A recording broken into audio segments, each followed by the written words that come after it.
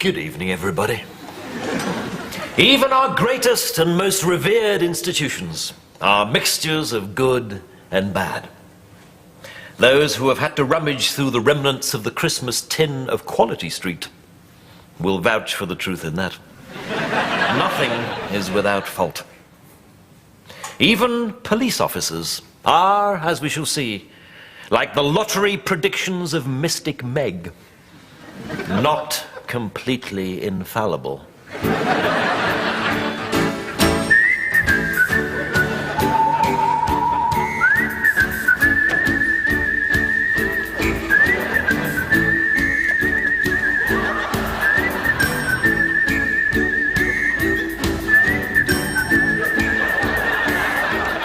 3 months, Boyle. 3 months we've had this vile drug pusher under surveillance. I hope you got a good shot of him this time. There you go, sir. Oh, yes, this is the swine. Look at him. A bit blurred, but I can tell. That is a classic disgrace to humanity. Shifty, ugly, inadequate. Hang on, actually, that's you, sir. You walked in front of the camera just when I had the bloke. Here he is. I've got him. And this is him. Definitely. Oh, definitely. Oh, yes, this is him. I can tell, you see. 6th sense I've got. Sometimes 7th. Possibly even 8th. We know it's him, Boyle. We've seen him dealing, we've seen him scoring, we've got any amount of circumstantial evidence, but we still haven't caught his red hands in an open and shut till. Of course, evidence can be found, can't it? Well, that's what we've been trying to do for months, Boyle. Yes, sir, but when I say found, I mean found in inverted commas. Oh, I see. Found in inverted commas. Yeah. Where's that then? Now, what I wish to discuss today are the new uniforms and equipment which the Home Office is considering introducing. The police officers of tomorrow will look very different. They'll be armed with long truncheons, incapacitating pepper sprays. Well, there was a time, sir, when the only weapon a copper needed was character and authority. Well, there is much in what you say, Gladstone. I remember as a young constable, sir, I faced a man with a huge knife. And all I had to defend myself was character, character, character, and authority, authority, authority. Yes, well... When I was a lad in Trinidad, sir, if you met a wild dog on the street, you never showed fear, you stared it out. And what is a knife man, sir, but a wild dog? So, I fixed that young thug with a gaze and I walked straight up to him. Give me the knife, lad, I said. And did he? Oh, yes, sir, he did. He stuck it in my shoulder. The dogs in Trinidad used to bite me too, you know. Yes, well, moving swiftly on. I think we should have uniforms like LAPD have, sir. Really cool and hard, and just a little bit drop-dead sexy. It is not the function of a police officer to look sexy. If it were, Sue Lawley would be chief constable. It is the duty of a policeman to look, dull and boring. Well, exactly, Habib. If you were in distress, who would you rather attend? An honest-looking constable or a member of the Chippendales? Well, it depends, sir. There's an especially bulgy one who wears leopard skin knickers. A constable in leopard skin knickers? I never heard of such a thing. Well, I used to go out with a DC who had a pair with a cartoon bull in them that said horny beast. Quite frankly, he should have been prosecuted under the Trades Descriptions Act. Yes, all right, Habib, all right. Dearie, dearie me. Young girls today, you'd make your mothers blush. Now, headquarters have sent us an example of the proposed new uniform, and I've asked Goody to model it for us. So, step forward, Constable Goody.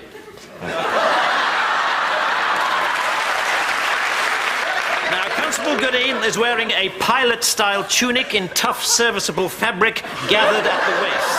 There is also a utility belt of attractive cowhide with cross-stitching picked out in beige. The undershirt is in soft white Draylon polyester brine nylon mix, which is both functional and stylish.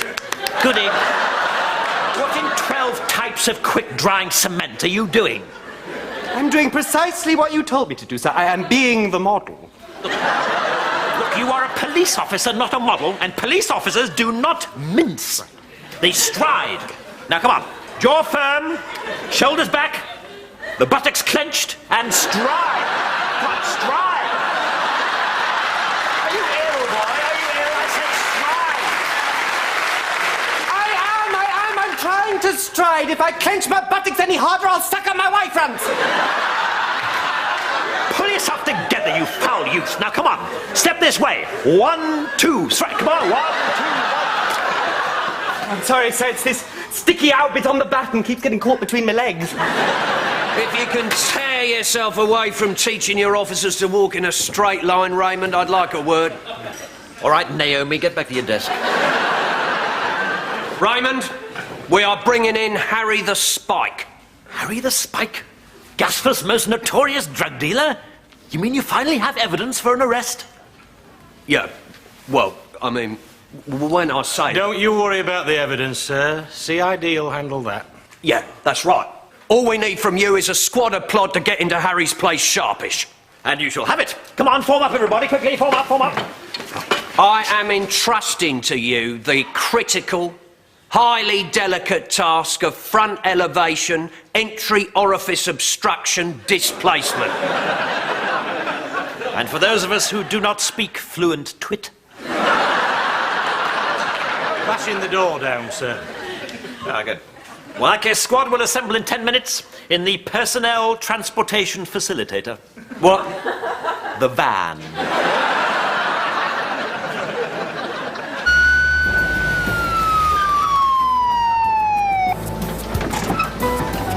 You stop pushing. Let's go, go, go!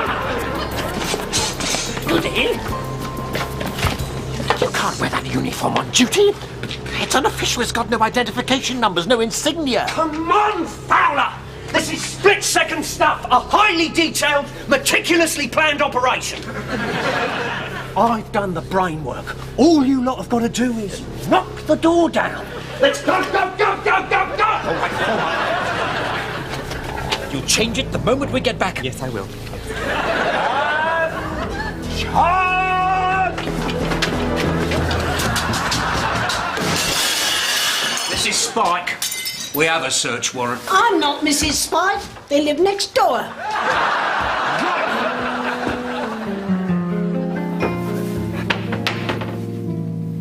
Well, this is just getting boring.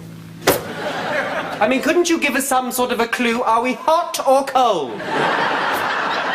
How about behind the cooker, Kevin? I don't think anyone's looked there. No, nothing, I'm afraid. Just a carrier bag full of white powder. Left and 3 and 4 and smile to the right and 3 and 4 and come on ladies, step and smile. Oh, shut your face, you smug cow. Morning, morning. Ah, there's nothing like a brisk walk up to the newsagents before one's tea and toast. Well, I say newsagents, when of course I mean local pornographer. I'm surprised the man has any room for any newspapers or sweets amongst all the copies of massive mammaries and jumbo jugs which he feels the need to stock.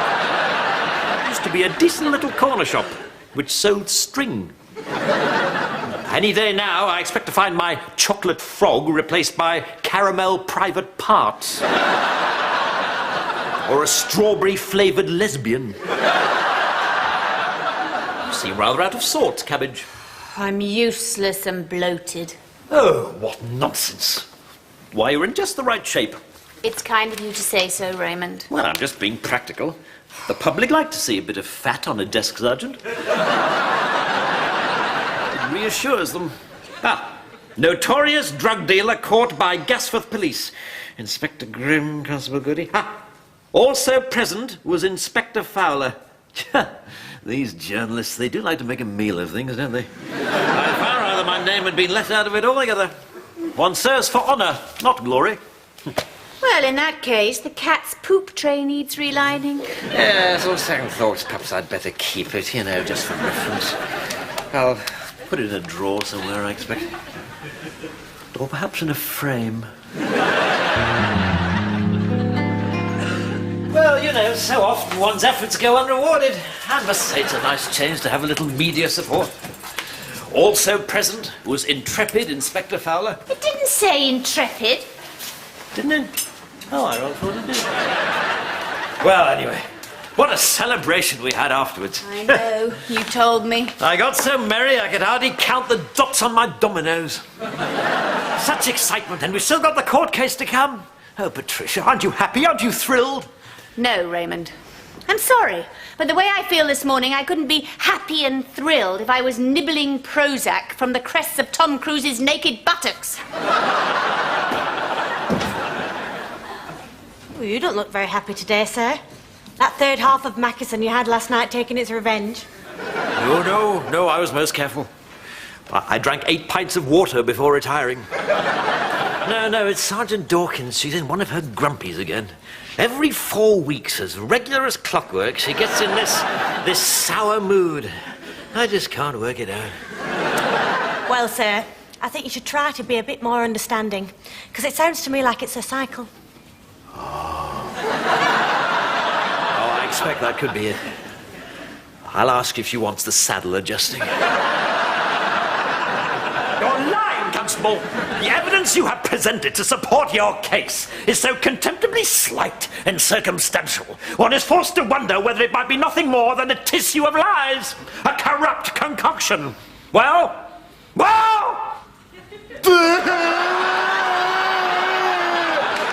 Goody.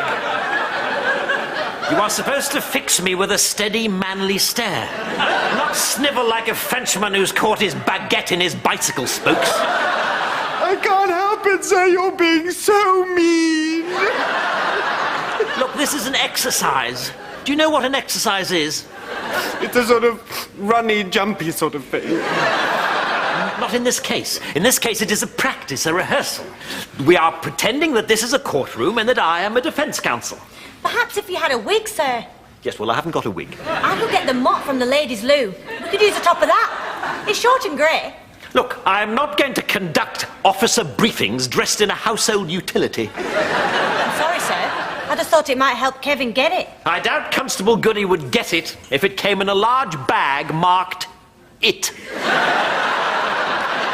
Oh, well, I suppose we can but try. Thank you, Habib. Now then, Goody, let me explain one more time. Yes, I think you'd better. I'm attempting to prepare you for the extreme and aggressive tactics used by defense counsels. I'm thinking in particular of the man that you will face at the trial of Harry the Spike. Namely, Algernon Sourgravy, QC. The most feared fellow who ever wore a wig to work. Ancient, crusty, and reeking of port-fueled fury. Here you are, sir. I've pulled all the grubby bits out. You look lovely in that. And I thought maybe we could use this plunger as a gavel. Yes, all right, Habib. Nobody likes a clever clogs. We are trying to help Goody secure the most important conviction of his career. Now sit down. So, do you think this helps set the scene? Oh, yes, sir, that's much better. It's just like Kavanagh QC. Oh, I think it's more realistic than that. Be quiet, Habib. Now then, Goody, let us begin. Yes, let's. Let us begin. Now, just remind me one more time. What are we doing? We are pretending to be at the trial of Harry the Spike. And who am I pretending to be? Yourself, you idiot. You are pretending to be yourself. How can I pretend to be myself? I am myself. If I pretend to be myself, who am I being whilst I'm pretending? I might disappear altogether and develop severe personality disorders. And then my mother would come down to this station and do her raving nana. Goody, I want you, yourself, to pretend to be yourself, but in a different space and time. Oh, I see.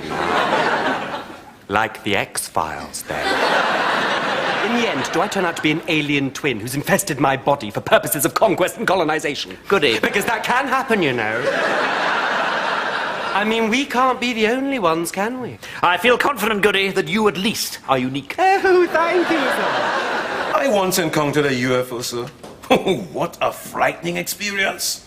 I walked into our kitchen, and I can see my wife across the room. And between us was a hovering, hurtling, saucer-shaped object which flew past me and out of the hip. You should get me with the cup, though. Yes, meanwhile, back on Earth, we are in the middle of a briefing. Perhaps it'd be more convincing if we had a judge, sir. Yes, well, we don't have a judge. A glance about the place reveals no slumbering octogenarian who claims never to have heard of the Beatles. Well, I could be the judge, sir. If I use some of this paper from this shred, I could put it over me. And that might make me look like a bigwig. That's very good. Well done, Gladstone. You can be the judge. Yes, sir. Who says members of the ethnic minorities aren't finding their place in the upper echelons of the judiciary? Yes, all right. I could put the tea cosy on my head and be the prosecution brief. Yes, that looks good. Well done, everybody. Now the court really is in session. Now then, Goody, you must be prepared for me to accuse you of all sorts of terrible things. The barristers can be absolutely ruthless. Oh, that's very true, sir. I remember one barrister accusing me of terrible things, appalling things. Now, you see, Goody, listen to the voice of experience. Share your story with us, Gladstone. What did this barrister try to accuse you of? Showing my bottom to a coachload of nuns, sir. And throwing an entire chicken curry into an electric fan, sir. Great heavenly hemorrhoids, the depths to which these people will sink. And what did you say? I said guilty. The judge said, fined 50 shillings. I tell you, sir, carnival nights in Trinidad were wild when I was a teenager. Yes, thank you for sharing that with us, Gladstone. However, for the purposes of this exercise, can we please concentrate on our role in court as arresting constables rather than delinquent defendants? Now then, Goody, are you ready? I put it to you that you are a liar. I put it to you that you and your fellow officers have conspired to ruin an innocent man. Objection, Your Honour. What? This is nothing more than personal abuse. On what possible evidence does my learned friend base it? Well, young man. What? Look, I haven't got any evidence. Objection sustained. Mr. Fowler will withdraw his remarks. This is easy. You said this was going to be difficult. It isn't. This is a Peter Piddle. No, I will not withdraw my remarks. Who is the judge here? Look, I am your commanding officer, and I make the rules. If you're going to be like that, there's no point in playing, is there? Look, this is an exercise. This is a role-playing game. Yeah, which only you're allowed to win. All right. You be the defense counsel. Go on. You have a right go at Goody. Go on. Yes, yes, yes! Well, I don't want to play, sir. It's a futile exercise anyway. Judges always accept what the police say, evidence or not. My God, in the 70s, the coppers used to just phone it in from the pub. Yes, all right, Habib. You're not on Have I Got News for You now, you know.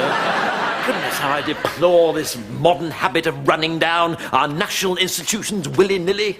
If we are to dismiss things simply because they are not perfect, we shall soon find ourselves living in a world with very little in it, except Horlicks.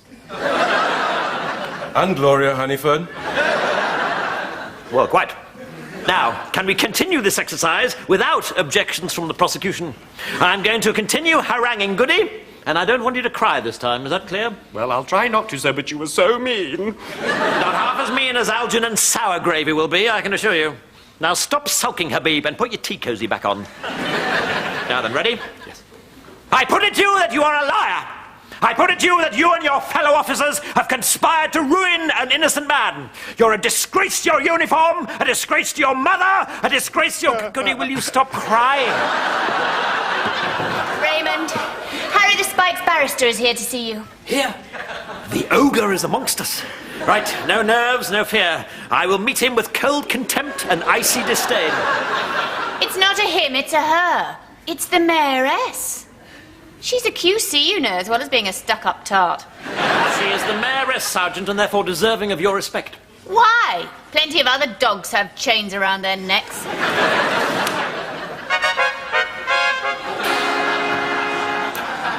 Your worship, this is indeed an unhoped of and unlooked for honour. Welcome, thrice welcome, thricely welcome, and welcome thrice.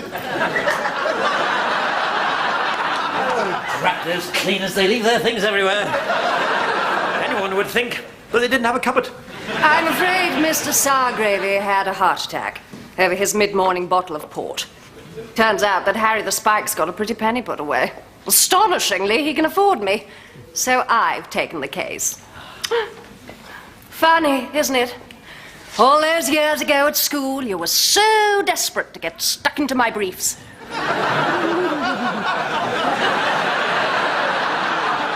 And now I'm the brief who's gonna get stuck into you.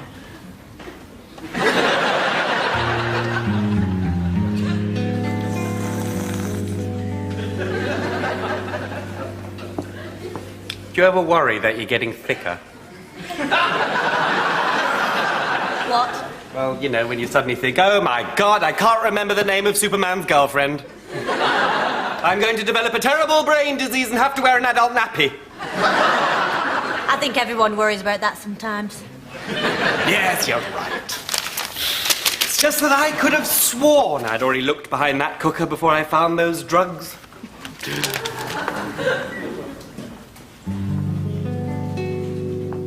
For the final time, Patricia, I do not fancy the mayoress. Yes, you do. You were going to be all icy and disdainful, and suddenly you're dribbling and drooling and tripping up over your great big fat floppy wet tongue. Sergeant, I will not be spoken to in this matter. We are both at work, and I am your superior officer. Besides which, I do not fancy her. I admire her, certainly. She has a fine mind and superb calf muscles. Does that inevitably mean that I fancy her? Yes. No, it doesn't. But were I to do so, which I don't... So you admit it? I have just said which I don't. But if I did, which I don't, then we are at work, and it is no business of yours. Do you love me when you're at work? Well, of course I do, Sergeant. Well, if you love me, then you can fancy a barrister. Well, I can fancy her. So you do admit it? No, I do not admit it. But if I did, which I don't, then you would not be allowed to object to it until we got home. Right. I'll wait. But I'll advise you not to take off your bicycle helmet tonight. Constable Abbey, you know a bit about all that Muslim stuff, don't you? I suppose so, sir. What did you have in mind? Well, I was just wondering if it would do for me. I mean, I like spicy food. I'm not a big drinker. It's a faith, sir. Not an evening out. Exactly. Faith. Religion, I'm looking for one. Not for life, you understand, just for an hour or two. You want to become a Muslim for an hour or two? Well, I don't really mind what I become as long as they provide a sympathetic vicar and you don't have to pay. I've got something on my conscience, you see. I want to confess. In my lot are no good, blimey, the C of E will let you get away with anything. Adultery, coveting an ox. As long as you give them a can of sweet corn for Harvest Festival, they're happy. But then the Catholics are too strict. Once you're in the box with a priest, they want the lot. You've got to go right back to the state of your sheets in 1965. You told me what was on your mind, sir. Sometimes it helps to talk. Well, that drugs bust we carried out, you see... Never mind all that, sir. Let's go and have a little drink, shall we? Hey, keep your courage up for tomorrow's case. Don't want to blow it, do we? Here's the commanding officer's itinerary and the log on those minor arson recurrences, Sarge. I'm off to the pub. Junt, Gladstone, junt. Sergeant Dawkins is a sergeant. I will not have sloppy language in this station. Just trying to speed things up, sir. A syllable here, a syllable there. By last orders, I'll have enough time saved up to get in an extra pint of Guinness. English, Gladstone, is the language of Shakespeare. You wouldn't find him going around chopping bits off words, would you? Aye, faith, my lord, 'twas ere so, and 'tis e'en so this morn. Yes, well, Shakespeare was a poet. You're allowed to chop up words in poetry, but not in police work. It could lead to no end of confusion. Look, your commanding officer's itinerary, chop off the second halves of the words and you get come off it. Minor arson recurrences becomes my arse reeks. Good night, Gladstone. Sir, I'm sorry to disturb you, but may I speak with you? It's very, very important. The thing is, I think CID may have done something awful. Well, one scarcely needs to be Sherlock Holmes to draw that conclusion, Habib. Have they been dropping cigarette ends in the toilets again? Worse, sir. Is there anything worse? Well, sir, Inspector Grimm's having a crisis of conscience, and Goody said something really strange to me about yesterday's raid. Now then, Goody. Constable Habib informs me that you may have had a strange loss of memory. Well, yes, I did, sir. But it's all right, I remember it now. Do you, Goody? Yes, I do, sir. It was Lois Lane. We're not talking about Superman's girlfriend, Kevin. Oh. We're talking about how you said there were no drugs behind the cooker the first time you looked. Oh, yes. But it's all right now. I'm very, very clear on that. Are you, Goody? Yes, I am, sir. Because Gary Boyle from CID told me that the drugs definitely were there, and that no matter what the defense barrister says, I'm to say that they were there. Yes, Goody. But supposing I put it to you that they weren't there. Oh, I see. Oh, yes, now I understand. Good. You're being the barrister again, aren't you? Sorry, sir, I didn't recognize you without your mop. Well, you can stuff this up your wig, mate. The drugs were definitely there, and I'm not going to cry either. Do you think there really is a hell, Boyle?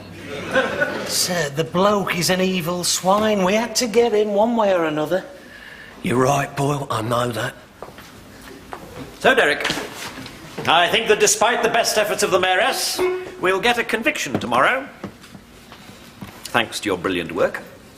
Well, thank you, Raymond. Although your man found the drugs. No. Praise where praise is due. It was very much your operation. Harry the Spike was a violent and brutal drug dealer. The public had to be protected. You were quite right to plant those drugs. So you know, do you? Yeah, well, you're right. We had to get him. I didn't like doing it, but it was the only way to see justice done. In that case, Inspector Grimm, you are under arrest. I'll deny everything. You got no evidence. Did you hear anything, Boyle? Pardon?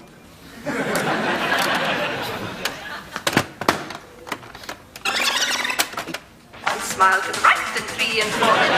Ladies, step and smile. Yeah, you see, what you've done here is you've only pressed the record button. Now, for some reason with these things, you've got to press record and play simultaneously. Never been able to understand why. Come on, sir, let's have a nice little drink to celebrate the impending banging up of a very tasty pull on PC Goody's evidence. You'll never get me.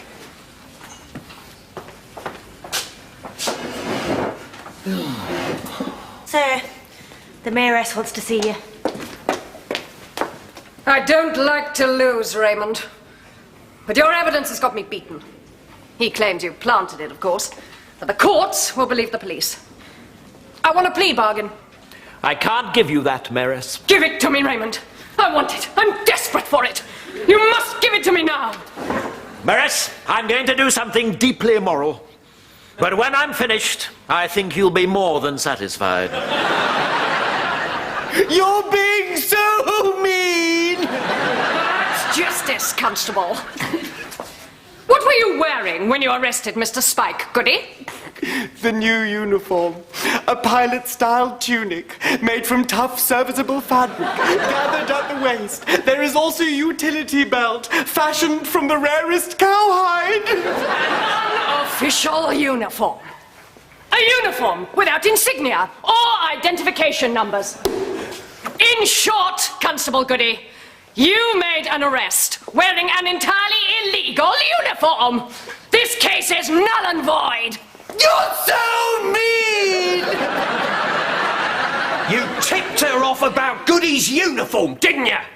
Yes, I did, Grimm, because I could think of no other way of losing the case.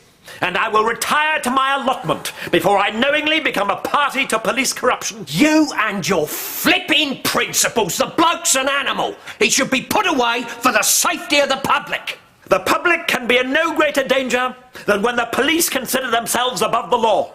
Better a criminal goes free than the police become criminals themselves. A violent, disgusting drug pusher walked free because of your Goody, goody, lardy, dardy, namby, hoity, wishy, pamby, toity, washy, dardy, lardy, know-it-all, public school, stiff upper lip, stiff upper housemaster, prim and proper, rule Britannia!